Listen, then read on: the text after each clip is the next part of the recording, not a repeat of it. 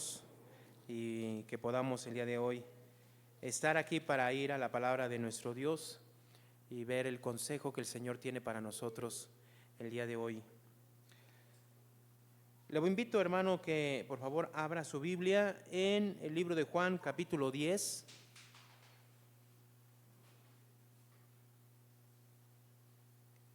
Juan, capítulo 10.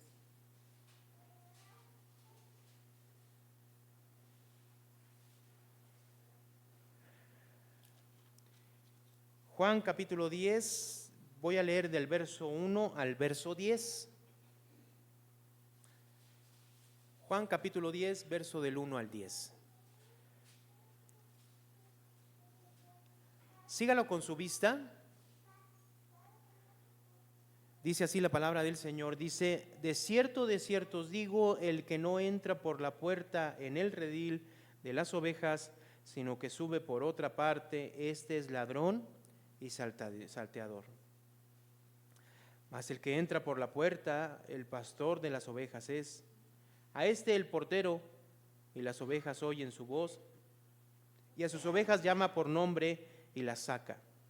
Y cuando ha sacado fuera todas las propias, va delante de ellas, y las ovejas le siguen, porque conocen su voz.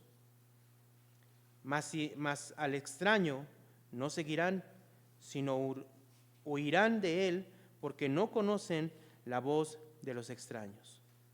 Esta alegoría les dijo Jesús, pero ellos no entendieron qué era lo que les decía. Volvieron pues Jesús a decirles: de cierto os digo, yo soy la puerta de las ovejas. Todos los que antes de mí vinieron, ladrones son y salteadores, pero no las oyeron las ovejas.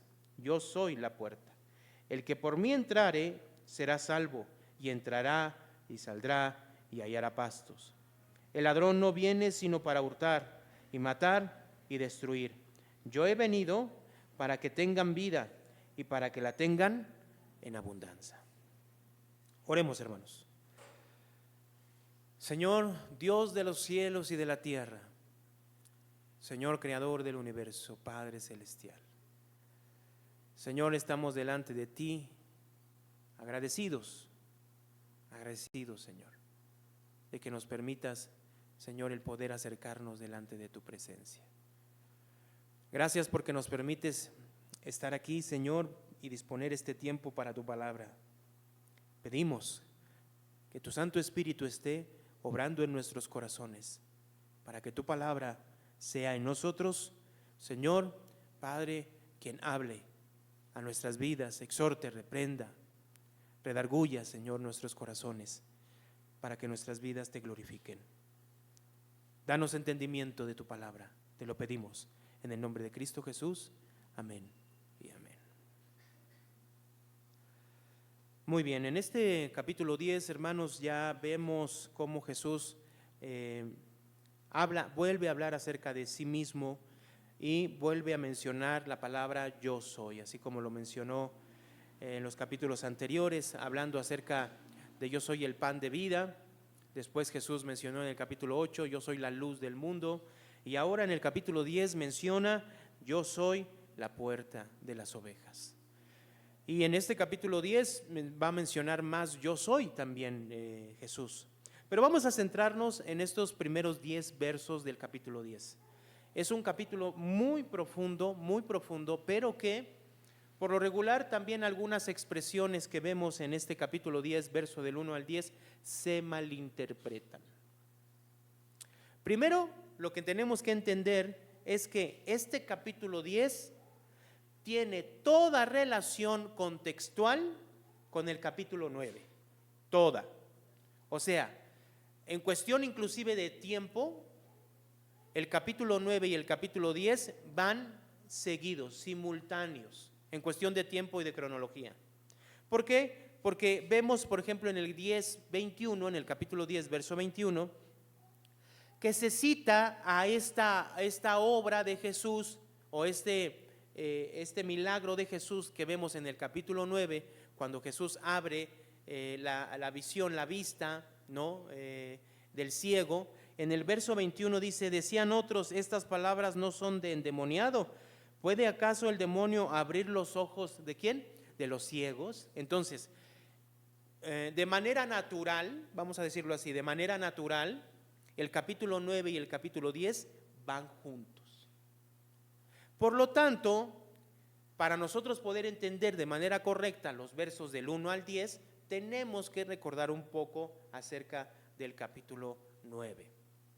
Cuando nosotros vimos el capítulo 9, vemos que hay una pregunta que los discípulos hacen a nuestro Señor Jesús. En el capítulo 9, verso 2, ellos se encuentran con un hombre ciego en el verso 1, y en el verso 2 le preguntan sus discípulos, ¿quién pecó, este o sus padres, para que haya ¿qué? Nacido ciego? Y entonces nosotros el día miércoles que abordamos este tema, este punto, decíamos lo siguiente: cuando una persona o una nación, una familia o una iglesia o un pueblo, el que sea, como se llame, le atribuye a la enfermedad que es por medio del pecado, esa persona, sin decirlo de manera audible, ¿sí?, está diciendo que la persona que está enferma está en pecado, ¿verdad? Pero la intención detrás de esa expresión es que si una persona no está enferma y está sana, entonces no tiene pecado. Yo explicaba eso, no quiero volver a explicar todo lo que explicamos el día miércoles, pero explicaba lo siguiente: de manera natural entendemos que la muerte se introdujo al mundo cuando Adán y Eva pecaron, eso lo entendemos. Y la muerte física y muerte espiritual. Entonces, para la muerte física entró la enfermedad, hermanos. Los cuerpos se van desgastando, se van enfermando y mueren. Entonces podríamos decir de que manera general que todas las enfermedades, todas, inclusive nuestro propio cuerpo, al ir envejeciendo, es por el pecado que se cometió desde el principio. Y nuestros mismos cuerpos y nuestras mismas enfermedades nos recuerdan que este cuerpo pertenece a una naturaleza caída, ¿cierto? Pero a lo que quiero llamar la atención ahora es acerca del punto de vista judío en el tiempo de Jesús. En el tiempo de Jesús no era extraño para ellos decirle a una persona enferma de cualquier enfermedad, de cualquiera que ésta sea, que estaba bajo pecado y que era consecuencia de su pecado. Pero eso traía, hermanos, ahora sí que como decimos, una doble intención. Si tú estás enfermo, es porque pecaste. Si yo no estoy enfermo, es porque yo no tengo pecado. Y es ahí el meollo del asunto de todo lo que vemos aquí. En el capítulo 9, cuando Jesús sana o le da vista a este ciego, vemos entonces cómo los fariseos empiezan a interrogar a este hombre. En el verso 13 dice, llevaron ante los fariseos al que había sido ciego. Y es que nosotros tenemos que entender, hermanos, cuál era el pensamiento de los fariseos. ¿A qué se refiere la Biblia cuando nos habla acerca de los fariseos, por ejemplo? Si nosotros vamos a Lucas, al Evangelio de Lucas, capítulo 18,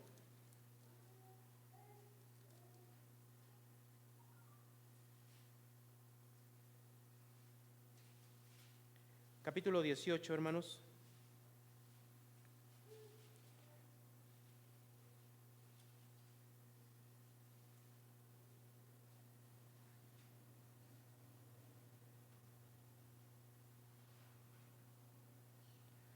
Dice el verso 9.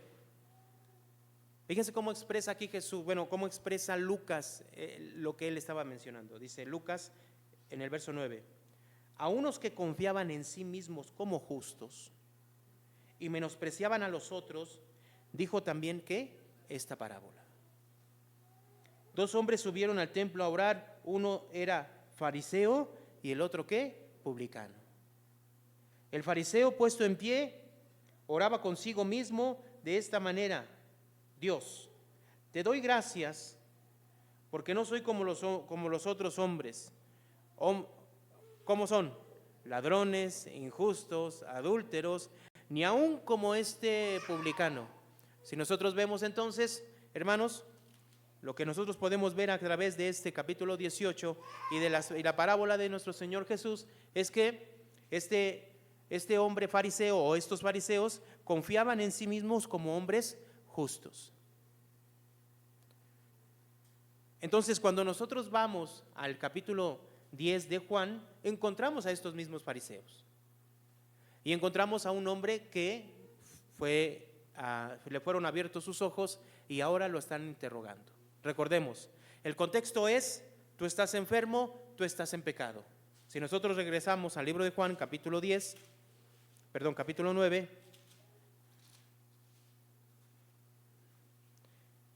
Juan capítulo 9, en el verso 34, miren lo que le dicen los fariseos, los mismos fariseos, le dicen a este hombre que había sido sanado. Dice: respondieron y le dijeron, tú naciste, ¿qué? Del todo en pecado.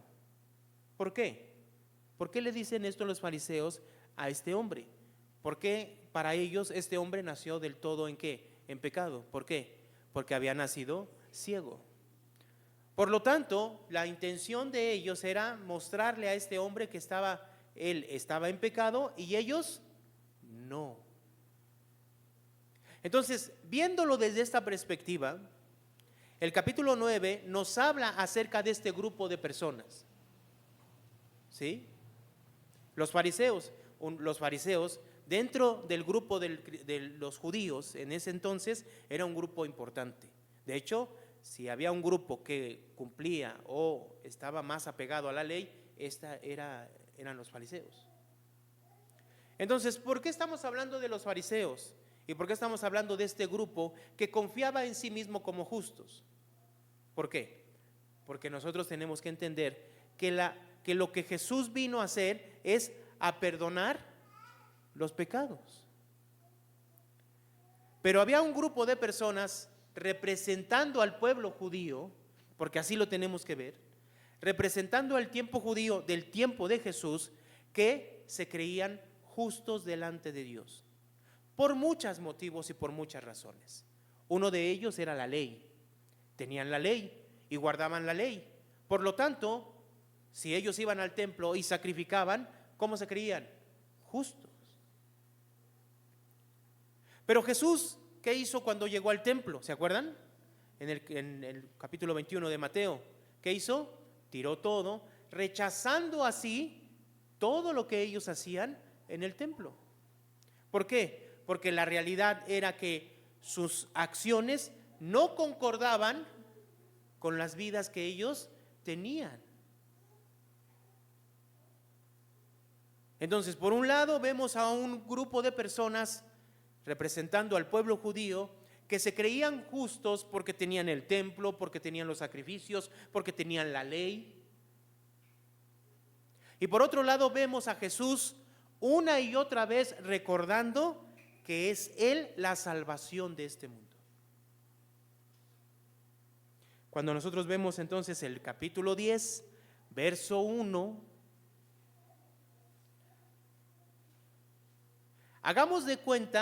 vamos a hacer de cuenta que no existe el número 10 ni el número 1, sino que la historia sigue del verso 9. En el capítulo 9, en los versos 40, en el verso 40, también hay unos fariseos, dice. Entonces algunos de los fariseos que estaban con él, al oír esto, le dijeron, ¿acaso nosotros somos también qué? ¿Ciegos? ¿Quién le dijo esto?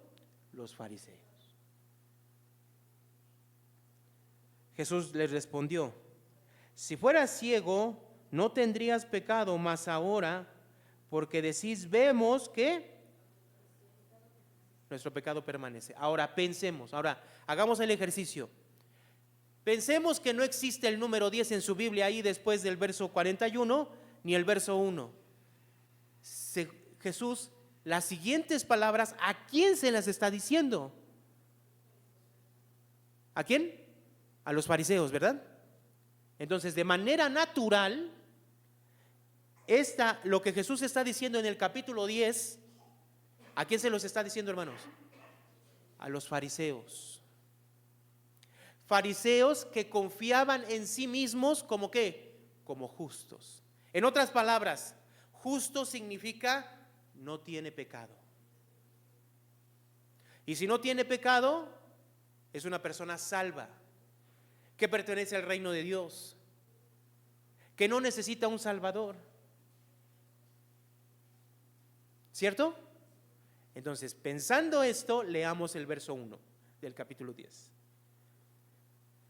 De cierto, ¿qué? Os digo. ¿A quién les dice? En primera instancia, a los fariseos, hermanos. De cierto os digo, el que no entra por la puerta en el redil de las ovejas, sino que sube por otro lado, por otra parte, ese es ¿qué? Ladrón y salteador. Otra vez, ¿sí? El contexto mismo nos explica a qué se refiere Jesús con la expresión el que no entra por la puerta en el redil de las ovejas, sino que sube por otra parte. Este es ¿qué? Ladrón y salteador. Ahora, vamos a contextualizar este verso 1 con lo que sigue. Jesús, ¿qué dice después? En el verso 7 menciona lo siguiente: volvió pues Jesús a decirles, leemos juntos el verso 7, dice: de cierto os digo, yo soy la puerta de las ovejas. Entonces, en este capítulo 10, del verso 1 al 10, ¿quién es la puerta? Es Jesús, ¿verdad? Es Jesús. Dice, verso 9, aclara de esta manera el verso 9, dice: yo soy la puerta, el que por mí que entrare será salvo, y entrará y saldrá, ¿y qué, hermanos? Y hallará pastos. Entonces, el que entra por la puerta, ¿qué obtiene? ¿Qué? La salvación, ¿verdad? ¿Verdad que sí? Entonces, ¿a qué se refiere Jesús aquí? ¿Qué es a lo que se refiere Jesús en esta parte, hermanos? Cuando hablamos, obviamente, de Jesús en esta parte. Miren, recordemos un poquito lo que hemos estado viendo del libro de Juan en relación a Jesús mismo y lo que Él dice de Él. Vamos a Juan capítulo 4, verso 13 al 14.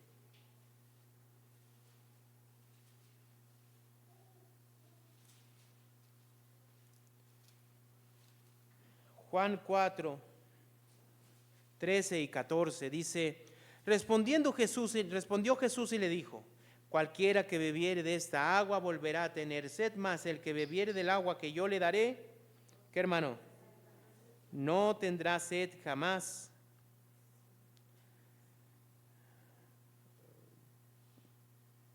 Perdón, dice, mas el agua que bebiere del agua que yo le daré no tendrá sed jamás, sino que el agua que yo le daré será en él una fuente ¿de qué? De agua para vida eterna.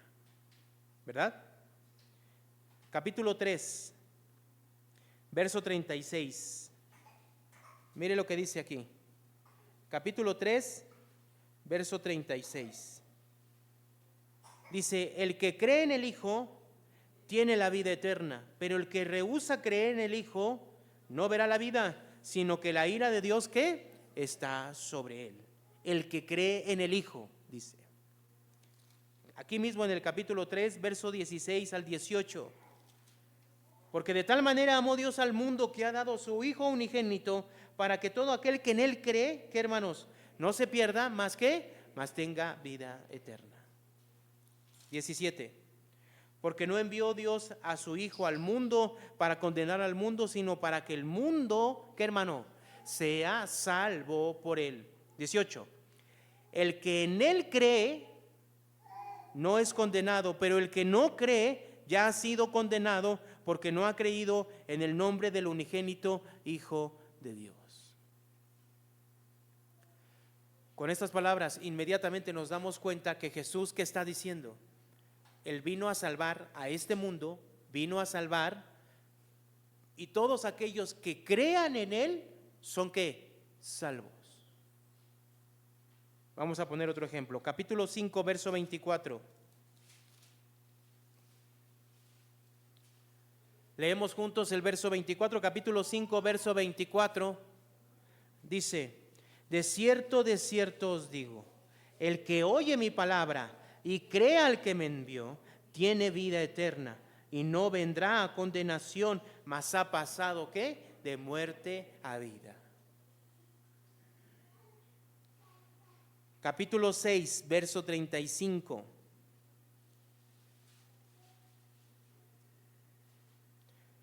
Dice el verso 35, Jesús les dijo: yo soy el pan de vida, el que a mí viene nunca tendrá hambre, y el que en mí, ¿qué hermano? Cree, no tendrá sed jamás. Salvación, creer, venir. 8:24. Capítulo 8, verso 24.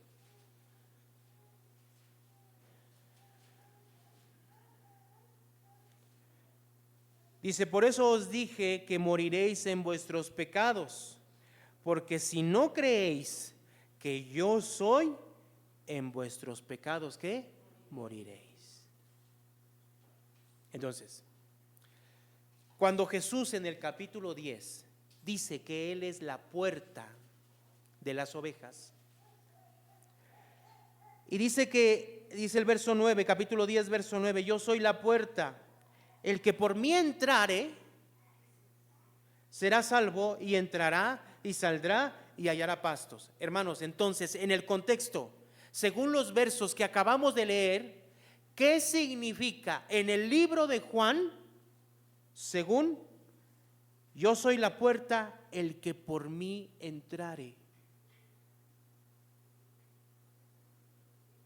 ¿Qué significa? Leímos ahorita, hermanos, 1, 2, 3, 4, 5 versos que hablaban acerca de ¿qué? Hablaban acerca de creer en Jesús, hermano. Sí, hablaban de la vida eterna, hablaban de la salvación, pero hablaban de ¿qué? De creer en Jesús. Entonces, ¿qué significa cuando Jesús dice: yo soy la puerta? El que por mí entrare será salvo. ¿Qué significa entrar por la puerta? Significa ¿qué? Creer en Jesús. ¿Cómo qué? Como Dios, como Salvador, como el Mesías, como el Cristo. ¿Sí me explico, hermanos? A eso se refiere en el contexto.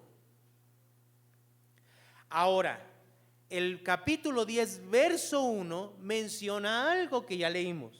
Lo volvemos a leer, vamos a leerlo juntos. Dice, hermanos: de cierto os digo, el que no entra por la puerta en el redil de las ovejas, sino que sube por otra parte, ese es ladrón y salteador.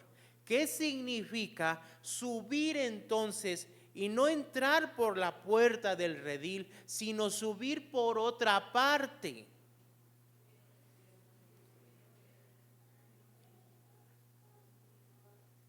Sí, obviamente significa los que no creen, pero en el contexto, ¿a quién se lo está diciendo?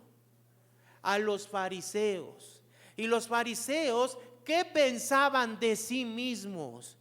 Que eran justos. ¿Por qué motivo? Por muchos. Uno de ellos era porque guardaban la ley. Segundo, porque tenían el templo e iban y ofrecían sacrificios. Y eran tan egocéntricos, que no les bastaba solamente con la ley, sino que imponían más normas y reglas. Entonces, estas personas, hermanos, según ellos tenían la salvación basado en ¿qué? En sus obras. En sus obras. Y nosotros conocemos el texto del libro de Efesios, ¿no? Vamos al libro de Efesios.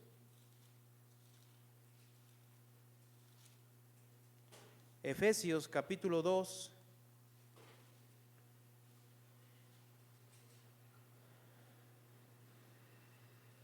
Efesios capítulo 2, verso 8.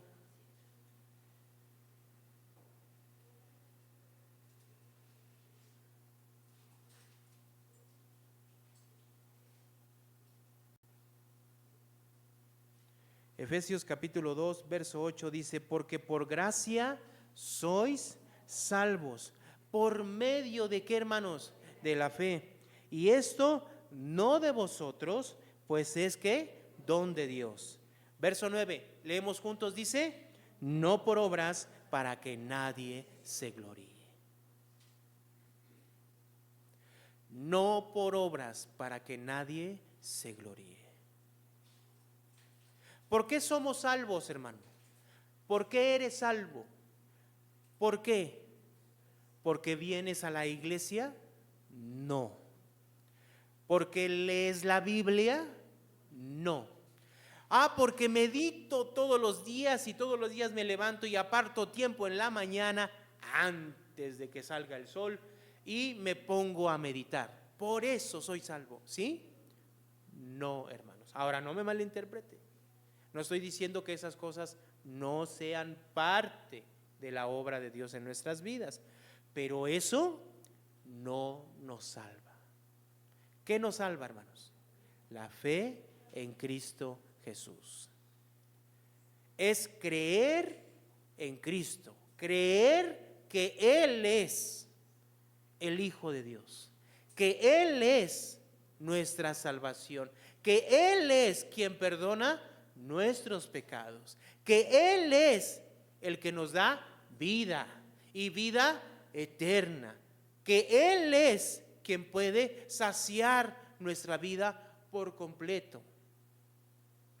Es creyendo en Jesús que tenemos salvación.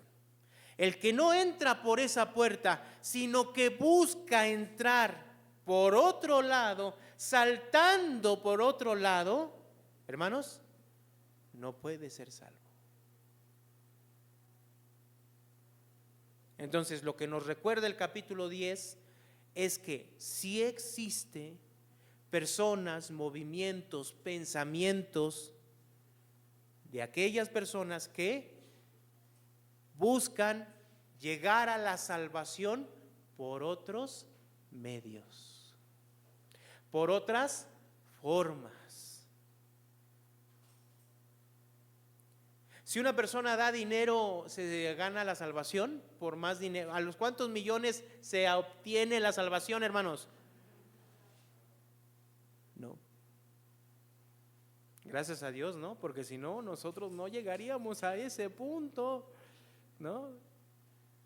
Pero hay quienes sí. ¿Y qué dirían? Pues yo hasta 2 salvaciones, una para mí y otra para usted, hermana Rosalía. Y a ver cuántos quieren la salvación, yo se las compro. ¿No es así? Sí. Es el punto que nosotros estamos viendo en el capítulo 9 y el capítulo 10. A eso se refiere Jesús. Porque les está hablando a estas personas que confiaban en sí mismas, que no estaban confiando en Jesús, que no eran capaces de dejar su propio ego y sentirse superiores a los demás, inclusive a Jesús, para permitir que Jesús perdonara sus pecados. Yo creo que esperamos, o yo como pastor por lo menos espero, que no haya ningún pensamiento de ese tipo en nosotros el día de hoy, en el cual digamos, bueno, yo ya estoy bien, no necesito por qué ir a Jesús. y humillarme y pedir perdón y acercarme.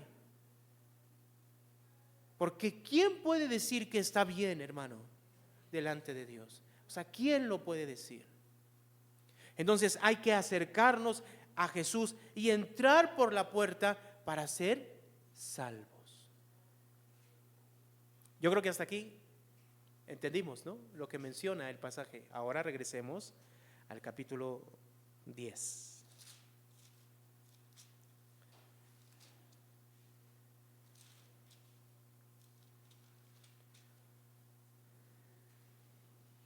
En el capítulo 10, verso 1, a estas personas que buscan entrar a esa salvación o que se creen que ya tienen esa salvación por otros medios que no es Jesús, confiando en sí mismos y en lo que pueden hacer, les menciona de la siguiente manera. Dice el verso 10, el capítulo 10, verso 1: de cierto os digo, el que no entra por la puerta en el redil de las ovejas, sino que sube por otra parte, es que, hermano, ladrón y salteador. ¿Sí?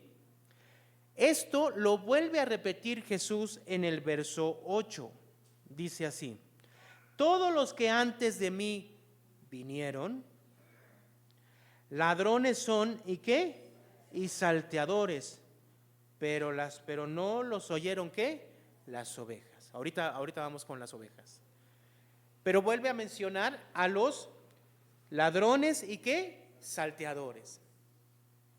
Estos son los que vemos en el verso 1. Ya desde este momento ya sabemos a quién se refiere, ¿verdad que sí? ¿A quiénes, hermano? A los fariseos. Y en representación, no tan solo del pueblo judío, sino de todas las personas que creen que por sus acciones pueden encontrar la salvación. Entonces, cuando nosotros vamos en este capítulo 10, pero leemos el verso 10,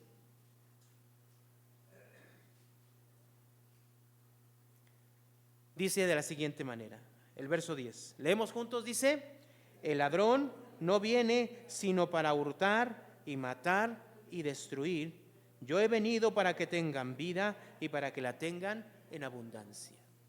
La pregunta aquí entonces, para ver si entendimos de una manera, no me conteste, simplemente con sus expresiones voy a saber si entendimos esta parte. ¿A quién se refiere la Biblia entonces cuando dice el ladrón no viene sino para hurtar, matar y destruir? Y el problema con este verso es que se descontextualiza completamente, y entonces cuando escuchamos ladrón, cuando escuchamos hurtar, matar y destruir, se lo atribuimos a una persona, todo eso. ¿A quién? El problema es que aquí no está hablando de Satanás en este sentido. Ahora, ¿Satanás viene a nuestras vidas para hurtar, matar y destruir? Sí.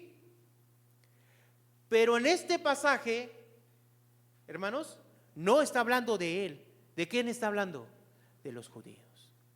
Está hablando de la forma del pensamiento y de la vida de este pueblo judío que se rehusaba a creer en Jesús y que su salvación la basaba por otros medios, por otras formas.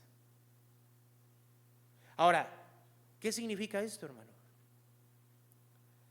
Que ese tipo de pensamiento, que no tan solo es de ellos, sino que nosotros cuando vemos al mundo, cuando volteamos a ver al mundo y vemos la forma en que el mundo se quiere acercar a su Dios, cualquiera que éste sea, como se llame, está basado, hermanos, ¿saben qué?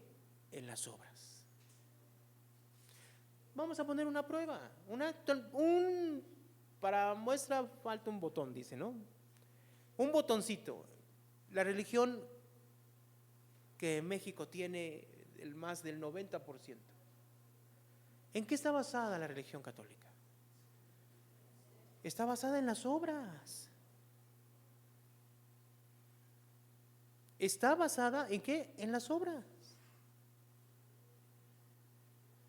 Hermanos, cuando nosotros vemos la reforma en el 1500, ¿Se acuerda cuál fue lo que detonó, o sea, lo que prácticamente detonó esta situación con Martín Lutero? No sé si usted conozca esta historia, pero las indulgencias era increíble. O sea, era tu familiar está en el purgatorio, está purgando su condena, y nosotros tenemos la relación directa con el de las llaves para que tu familiar salga y vaya al cielo, obviamente con una módica suma de dinero.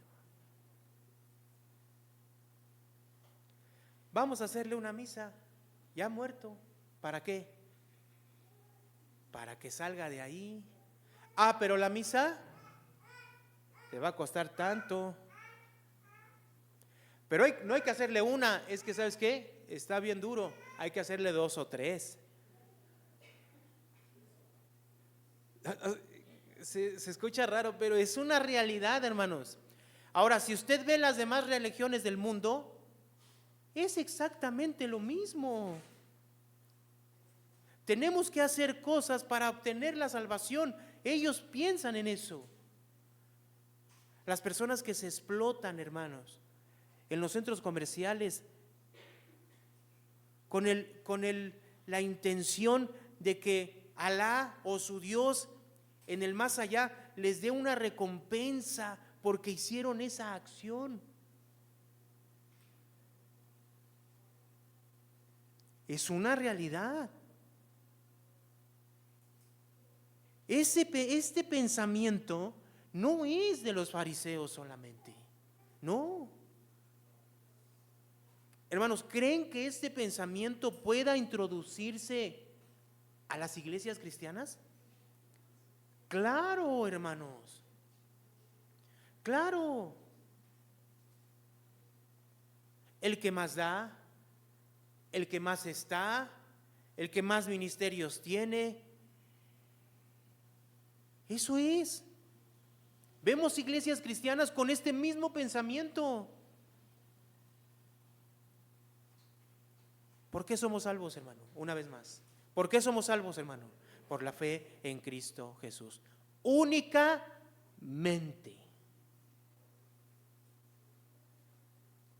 Entonces, ese pensamiento destruye a la persona. Le roba todo a la persona. Lo lleva a la muerte, hermanos. Por eso estas expresiones: hurtar, matar y destruir. Entonces, Jesús, ¿qué les dijo? ¿Se acuerdan? Claramente les dice aquí en el capítulo 8, hermanos, verso 24. ¿Leemos juntos? Ya lo habíamos leído, pero lo vamos a volver a leer. Dice: por eso os dije que moriréis en vuestros pecados, porque si no creéis que yo soy, en vuestros pecados moriréis. ¿A dónde le lleva a estas personas, a este pueblo que se negó a creer en Cristo, a estas personas que estaban escuchando a Cristo, que en el capítulo 9, en los últimos versos dice que estaban escuchándolo? ¿A dónde les llevó ese pensamiento de creerse justos por lo que ellos hacían? A la muerte, a la destrucción. A eso se refiere el texto, cuando dice: el ladrón no viene sino para hurtar y matar y destruir. Pero después habla de las ovejas, ¿o no es así? ¿Sí?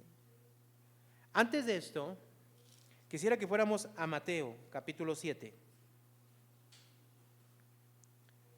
Mateo capítulo 7. En Mateo capítulo 7, hermanos, también encontramos una puerta, pero esta puerta lo dice de otra manera. En el verso 13 y 14 dice de esta manera: entrad por la puerta, ¿cómo dice? Estrecha. Porque, hermanos, porque ancha es la puerta y espacioso el camino que lleva ¿a dónde? A la perdición. Y muchos son los que entran por ella.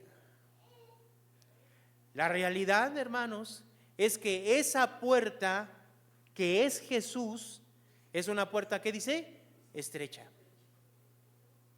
Y la realidad también es que pocos son los que la encuentran. Porque ancha es la puerta y espacioso el camino que lleva ¿a dónde? A la perdición. Verso 14. Porque estrecha es la puerta y angosto el camino que lleva ¿a dónde, hermanos? A la vida. Y pocos son los que la hallan. Tomando en cuenta esto, vamos al capítulo 10 de Juan.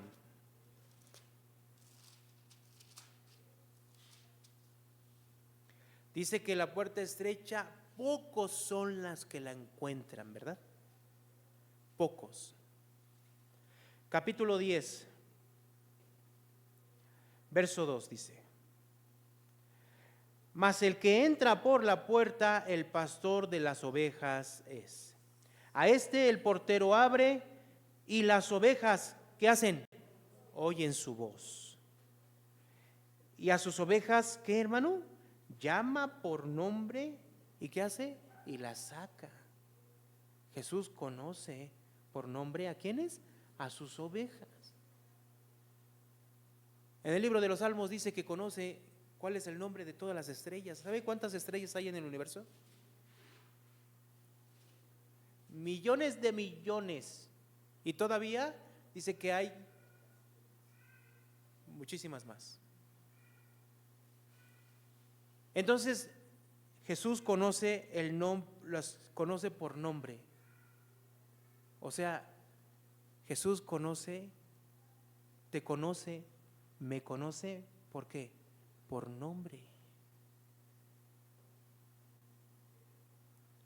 Pero estas ovejas, dice el verso 4, y cuando ha sacado fuera todas las propias, ¿a qué se refiere cuando ha sacado todas las propias?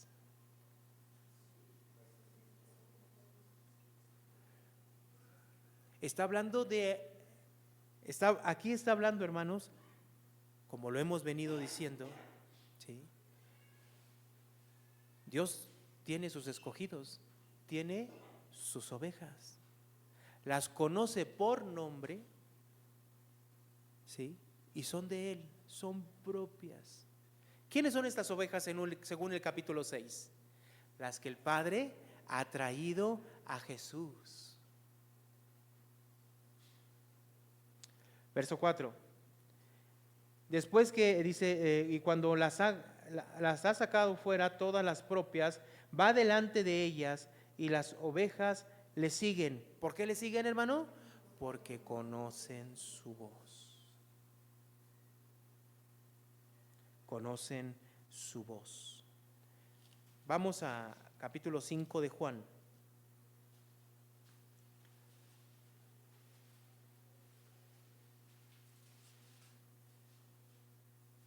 Verso 24 dice: de cierto os digo que el que oye mi palabra y cree al que me envió, tiene vida eterna y no vendrá a condenación, mas ha pasado de muerte a vida. Verso 25, leemos juntos, dice: de cierto os digo, viene la hora y eras cuando los muertos oirán la voz del Hijo de Dios, y los que la oyeren vivirán.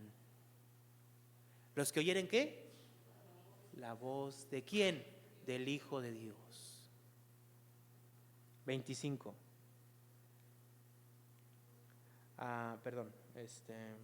26. Porque como el Padre tiene vida en sí mismo, así también ha dado al Hijo al tener vida en sí mismo. Y también le dio autoridad de hacer juicio, por cuanto Él es el Hijo del hombre. No os maravilléis de esto, porque vendrá la hora cuando todos los que están en los sepulcros, ¿qué? Oirán su voz. oirán su voz. Entonces, las ovejas en el capítulo 10, ¿qué dice el verso 4? Y cuando ha sacado fuera todas las propias, va delante de ellas y las ovejas le siguen. ¿Por qué, hermano? Porque conocen su voz. Porque han oído la voz de Jesús y han salido de los sepulcros. ¿Sí me explico, hermanos? Y ahora tienen vida. Y ahora siguen a Jesús porque conocen su voz. Son las personas salvas, son las personas que han creído en Cristo, son las personas que el Padre ha traído a Cristo Jesús para que las resucite en el día postrero. Es lo que dice el capítulo 6. Ahora, verso 5. Mas al extraño no seguirán, sino que huirán de él, porque no conocen la voz de ¿quién? De los extraños. ¿Qué voz seguimos, hermano? ¿Qué voz sigues? Porque las ovejas de Jesús siguen ¿qué? Su voz. Y no siguen ¿qué? La voz de ¿quién? De los extraños. O sea, significa que reconocen, escúcheme, las ovejas reconocen cuando la voz que escuchan no es de ¿quién? De Jesús. ¿Cierto, hermanos? En una manera práctica, ¿cómo sería esto? De una manera práctica. O sea, ¿cómo podemos aterrizarlo en el día a día para nosotros? Ahí les va. Cuando usted va a la palabra constantemente y escucha la voz de Dios a través de su palabra, es lógico y normal que cuando usted cotidianamente está escuchando la voz de Dios, sepa distinguir cuál es la voz de Dios y cuál no, hermanos. ¿O no es así? Vamos a pensar en un niño pequeño. De repente viene un niño pequeño con sus padres y tú te acercas, ajeno, vamos a suponer así, ajeno totalmente al niño, y te acercas y le haces un gesto. Y el niño empieza a llorar. ¿Por qué? ¿Por qué, hermano? Porque se la pasa todo el día con sus padres. Conoce quiénes son sus padres, escucha hablar a sus padres, huele a sus padres, ¿o no? Pero tú te acercas y lo quieres agarrar y chilla. ¿Por qué? Porque no te reconoce. ¿Sí me explicó? Hermanos, ¿cómo podemos identificar la voz de Dios claramente y saber qué es la voz de Dios clara y no la voz de los extraños?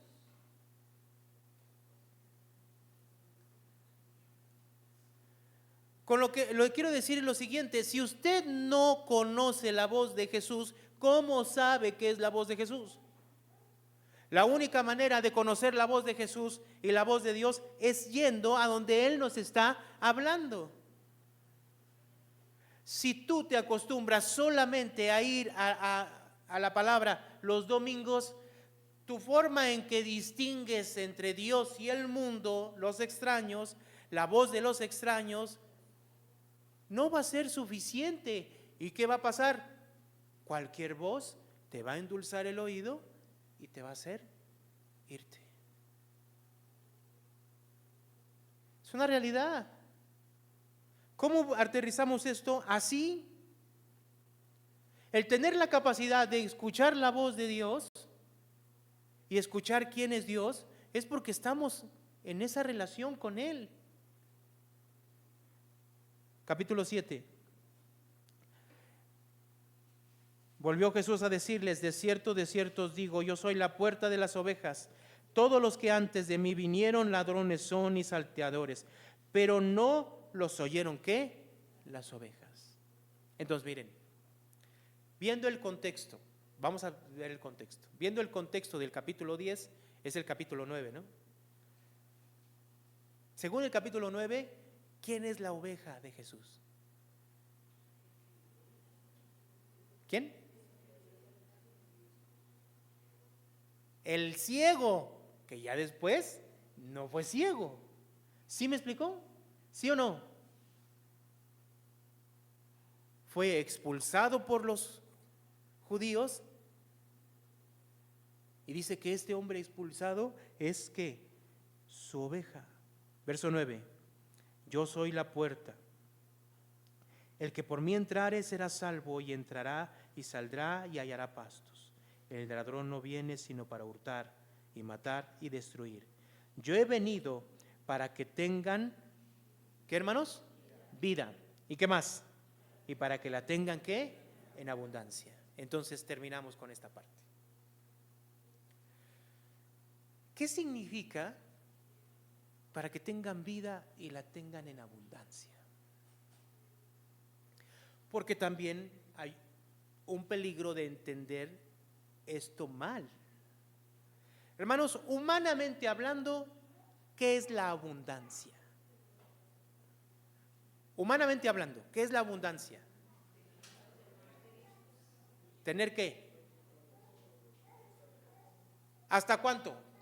Póngale cifra. ¿Hasta cuánto es tener todo? ¿Cómo lo puede tener todo? ¿Cuánto es tener todo? ¿Con cuánto dinero tendría todo? Que diga, bueno, ya con esto tengo todo. ¿Qué problema nos lamentamos? Porque la realidad es que la abundancia, humanamente hablando, nunca se alcanza. Para el pobre, el que sigue de más o menos media, tiene abundancia. Pero el que tiene una situación más o menos media, ve a alguien más arriba y dice, el que tiene arriba, ese sí es el de la abundancia. Y los medios ricos le dicen a los multimillonarios, dice, ese sí tiene abundancia, ¿no? Y hay quienes están inclusive por arriba de esos multimillonarios que posiblemente dicen, no, es que esos sí tienen abundancia. ¿Cómo entender entonces para las ovejas, los que han creído en Cristo y ahora son salvos, que Jesús vino para que tengan vida y la tengan en abundancia? O sea, para nosotros. La pregunta es, no me conteste, la pregunta es, ¿se siente usted totalmente bendecido en abundancia por Dios hoy? ¿Sí basado en qué? No basado en qué. Ahora, nosotros tenemos que entender, hermanos, miren, hay una postura acerca de esto que menciona que a la abundancia que se está refiriendo Jesús aquí es a lo que viene después de la muerte. Me imagino que nada que ver con la vida que tenemos ahora en ese sentido, ¿no?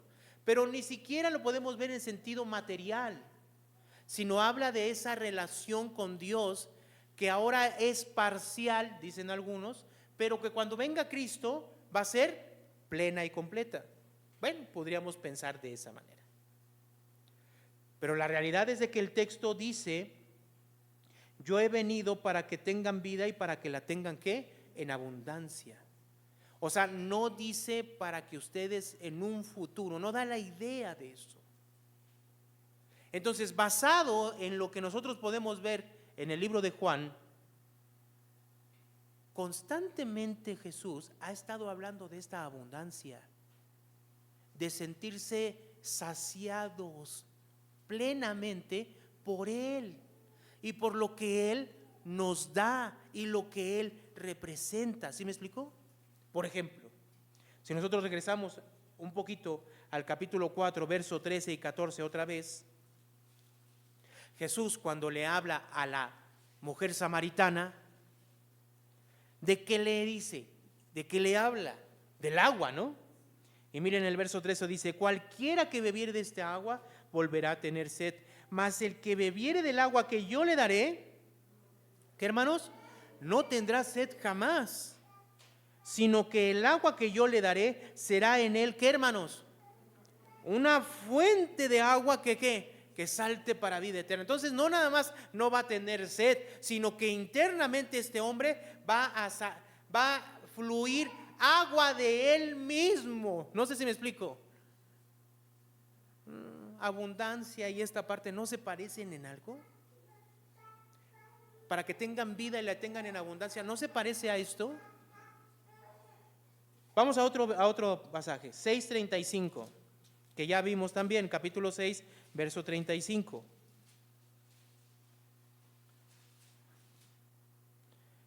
Dice: Jesús le dijo: yo soy el pan de vida, el que a mí viene nunca tendrá hambre, y el que en mí cree, hermano, ¿qué? No tendrá sed jamás.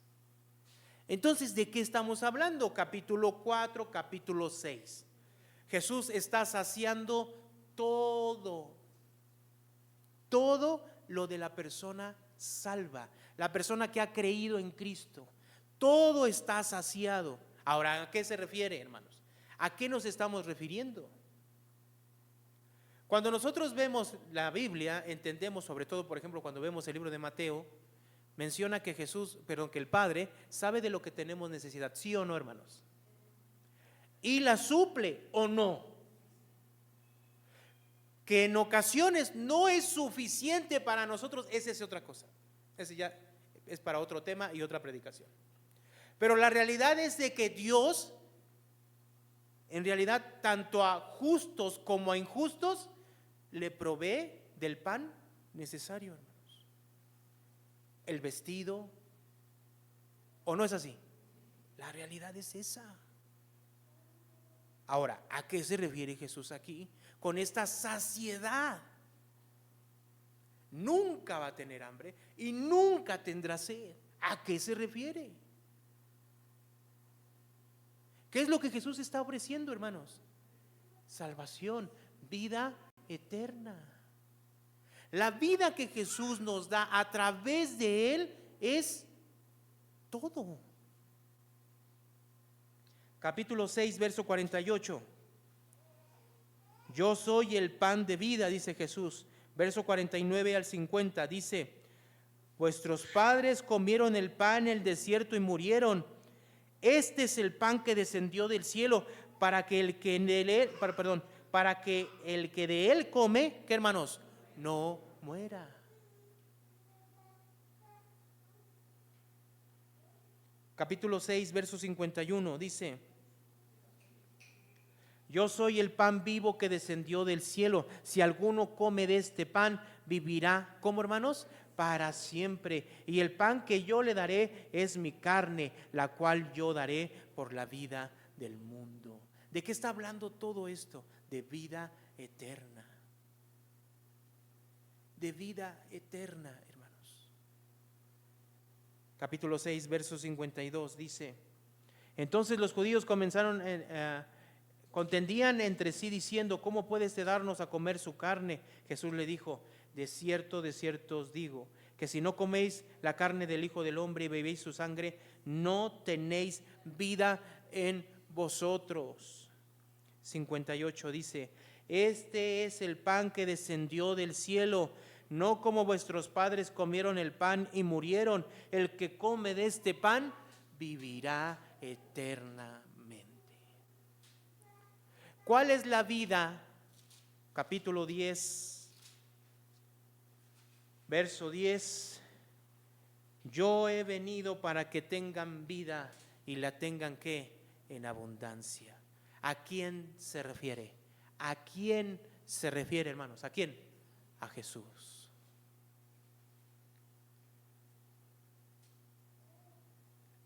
Hermanos, para el creyente, para el salvo, para las ovejas que escuchan la voz de Dios, Cristo es la vida abundante, el pan de vida, el agua que sacia nuestra sed por completo, no en un momento, sino eternamente. No está hablando de cosas materiales, no. No está hablando de cosas específicas en este mundo, no. Para el creyente, escúcheme, para el creyente, Jesús es quien sacia toda su vida. Para eso vino Jesús, para darnos vida y que la tengamos ¿qué? En abundancia. O sea, significa, independientemente de la situación, independientemente de la economía, independientemente de la salud, independiente de cualquier cosa, el creyente, el salvo, la oveja del Señor, ¿cómo se siente teniendo a Jesús y lo que Jesús le ha dado? Saciado por completo, una vida ¿qué? Abundante. ¿Cómo nos tenemos que ver ante el mundo, hermanos? ¿Cómo te ves ante el mundo? La realidad es que sales y te acongojas porque no tienes lo que tienen los demás. Pero cuando vemos la Escritura, hemos recibido algo que no cualquiera recibe, y no es porque seamos excelentes o mejores, sino porque Dios le plació. Y eso que hemos recibido por gracia supera infinitamente todo lo que podemos recibir en este mundo. La pregunta aquí es, yo no voy a convencer a nadie, sino, ¿lo entiendes porque eres la oveja del Señor o vives totalmente frustrado porque no tienes lo que quieres? Porque el que es de Dios, las palabras de Dios oye. Amén.